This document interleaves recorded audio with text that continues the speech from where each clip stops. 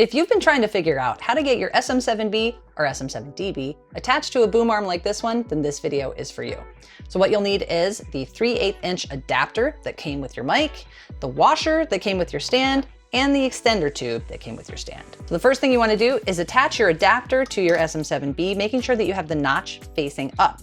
This is super important if you need to take it out later to attach your microphone to a standard thread mic stand.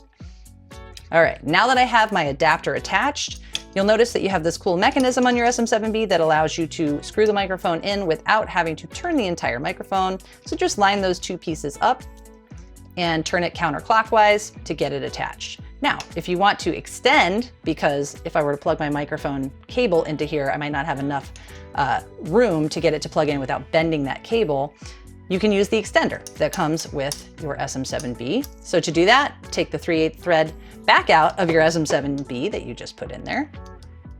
That's why the notch is so helpful, because I can just unscrew it to get it out. And this time, attach it to the extender tube, notch facing out as well, just like that.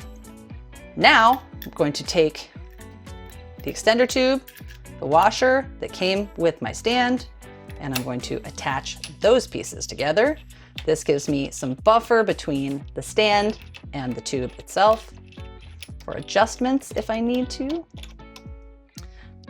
Just like with the other piece, you get it lined up and then start twirling that mechanism counterclockwise.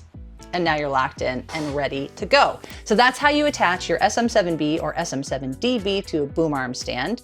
Hopefully this helps. Like and subscribe so you can keep getting content just like this from our Shure Creators channel. And if you have any questions or comments, leave them below. We do try to answer all of those for you. Thanks for watching.